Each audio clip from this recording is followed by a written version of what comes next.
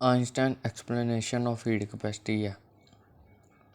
इस एक्सप्लेनेशन को करने से पहले हीट कैपेसिटी का हमें पता होना चाहिए कि हीट कैपेसिटी किसी भी एलिमेंट या कंपाउंड की वो खसूसियत है जिसके बीच में हीट अगर उसे दी जाए तो वो उसका अपना टेम्परेचर अगर बहुत कम हाई हो बनिस्बत इसके कि उससे जितनी हीट दी जा रही है तो उसकी हीट कैपेसिटी बहुत ज़्यादा होगी।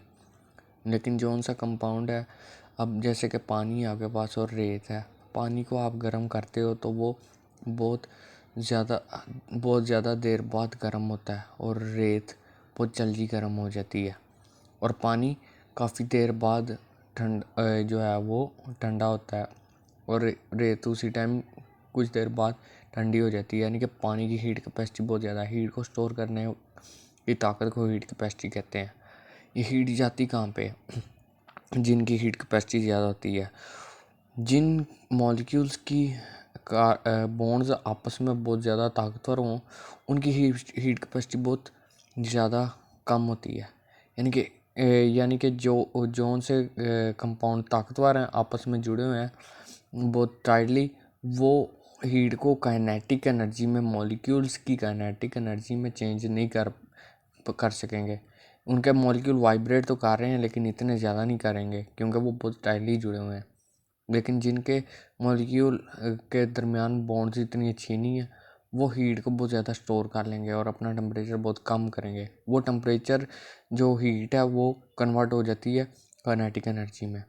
जैसे पानी है, वो उसे गर्म करते हो आप तो वो काइनेटिक एनर्जी में उसके मॉलिक्यूल में चली जाती है एनर्जी और वो एवेपोरेट होने लग जाता है, मूवेबल हो जाता है, बहुत ज़्यादा मूव करने लग जाता है। तो ये आपके पास ग्राफ है। ग्राफ के बीच में आप देखो कुछ मेटल्स हैं आपके पास, लीड है, मरकरी है, आपके पास कॉपर है, सिलिकॉन है, डायमंड है। ये देखो टेम्परेचर जब आप 0 से लेकर 100 तक ये आपने किया ना मरकरी का, तो मरकरी का और लीड का तो और कॉपर का जब किया तो ये इनकी हीट कैपेसिटी बहुत ज़्यादा थी। हीट कैपेसिटी मतलब कि 100 तक इनकी हीट कैपेसिटी जो है, जितनी आप हीट कर रहे थे, इनका अपना टेम्परेचर इतना हाई नहीं हो रहा था और ये हीट को अब्जॉर्ब कर रहे थे अपने अंदर। इतनी इनके पास कैपेसिटी थी कि ये हीट को अपने अंदर अब्जॉर्ब कर लें और उस थोड़ी सी एनर्जी को काइनेटिक एनर्जी में चेंज कर लें। उसके बाद अगर आपने टेम्परेचर बढ़ाया तो इतनी इनके अंदर कैपेसिटी नहीं होगी कि ये और ज़्यादा टेम्परेचर को अपने अंदर ऐड कर लें और अपना टेम्परेचर हाई ना करें। इन्होंने वो हीट है, ख़ुद भी ये गर्म होते गए जितना आप टेम्परेचर कर रहे थे, उसके बाद ख़ुद भी ये गर्म होते रहे। तो इनकी हाईएस्ट जो है वो 25 है, 25 जूल पर केल्विन पर मोल इन मेटल्स की, जो रूम टेम्परेचर पे इन्हें मिलती है। यानी कि रूम टेम्परेचर पे इनकी हाईएस्ट जो है ना हीट कैपेसिटी वो इतनी है। दूसरी तरफ डायमंड को आप देखें, डायमंड जो है उसकी हीट कैपेसिटी बहुत ज़्यादा कम है।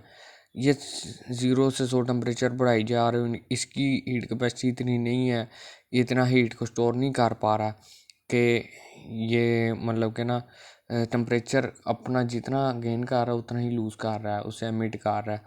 तो ये ऐसा क्यों है? डायमंड में कार्बन कार्बन बॉन्ड बहुत ताकतवर आपस में जुड़ी होती है जिसकी वजह से वो ज़्यादा वाइब्रेंट नहीं होते। तो एल्बर्ट आइंस्टाइन ने इस बारे में इनका इस बिहेवियर को थ्योरेटिकली समझाने के लिए उसने ये आपके पास इक्वेशन बनाई है। इस इक्वेशन में आप देखो टेम्परेचर जितना ज़्यादा होगा, जितना कम होगा टेम्परेचर, ये देखो जितना कम होगा उतनी ज़्यादा किसी भी मॉलिक्यूल या कंपाउंड या एलिमेंट की हीट कैपेसिटी ज़्यादा होगी। ठीक है, ये कम था, इनकी हीट कैपेसिटी जो है यहाँ तक देखो कम है टेम्परेचर, इनकी हीट कैपेसिटी ज़्यादा है। जब टेम्परेचर ज़्यादा और ज़्यादा बढ़ने लग जाएगा, ये हीट कैपेसिटी नहीं फिर बढ़ेगी, ये फिर देखें सीधी बिल्कुल लाइन जा रही हैं। दूसरी तरफ वी होती है फ्रीक्वेंसी। वो फ्रीक्वेंसी ये वाली है जब आप हीट डालते हो किसी भी एलिमेंट या कंपाउंड के अंदर, उसके एटम जो हैं वो हीट को अब्जॉर्ब करके वाइब्रेट करते हैं, उनकी वाइब्रेशनल फ्रीक्वेंसी को वी यहाँ पे लिखा है। तो उनकी वाइब्रेशनल फ्रिक्वेंसी पे भी डिपेंड करता है कि भाई वो वाइब्रेट कितना करते हैं, ज़्यादा करते हैं या कम करते हैं, उनकी फ्रिक्वेंसी ज़्यादा या कम है। अब जिसकी वाइब्रेशनल फ्रिक्वेंसी ज़्यादा होगी वो ज़्यादा तेज़ी से कर रहा है, तो इसका मतलब वो ज़्यादा हीट अपने अंदर अब्जॉर्ब कर रहा है, और इस वजह से उसकी हीट कैपेसिटी ज़्यादा है, ठीक है ना। जिसकी वाइब्रेशन फ्रिक्वेंसी कम होगी, यानी कि वो कम वाइब्रेट कर रही है, यानी कि वो हीट को काइनेटिक एनर्जी में चेंज नहीं कर पा रहा है इतना, तो ये इस पर डिपेंड करती है, ठीक है ना। अल्बर्ट आइंस्टाइन ने कहा था कि तमाम, उससे पहले क्लासिकल थ्योरी थी कि तमाम एटम जब अपने अंदर हीट को अब्जॉर्ब करते हैं तो वो कंटिन्यूसली करते हैं। अल्बर्ट आइंस्टाइन ने प्लंक्स की थ्योरी को रखा, उसने कहा कि नहीं, जो एलिमेंट्स के एटम हैं या कंपाउंड के मॉलिक्यूल्स हैं वो हीट को जब अपने अंदर अब्जॉर्ब करते हैं तो वो क्वांटास की शक्ल में करते हैं, यानी कि पैकेट्स होते हैं एनर्जी के, और कंटिन्यूसली नहीं अब्जॉर्ब करते उसे। उनकी एक लिमिट होती है अब्जॉर्ब करने की, ठीक है ना। तो ये है आपके पास आइंस्टाइन की एक्सप्लेनेशन के तमाम जितने भी आपके पास मॉलिक्यूल या एटम है वो क्वांटा की शक्ल में एनर्जी को करते हैं। इसी वजह से इनका ये बिहेवियर आप एक्सप्लेन कर सकते हैं। दूसरी तरफ इन्होंने ये भी कह दिया था कि तमाम एटम्स तमाम एटम जो हैं वो क्वांटा की शक्ल में करते हैं, लेकिन उसके बाद इसकी मॉडिफिकेशन हुई, जिसके बीच में जो डिबाय था, डिबाय ने कहा कि नहीं, हर कोई एटम की एक जैसी वाइब्रेशनल फ्रिक्वेंसी नहीं होगी, हर कोई एक जैसी क्वांटाज को अब्जॉर्ब नहीं करेगा, बल्कि कुछ की ज़ीरो होगी, कुछ की उससे ज़्यादा होगी, कुछ की हाईएस्ट होगी, ठीक है ना, मैक्सिमम होगी। तो इसे आप कहते हो maximum, zero to maximum possible frequency.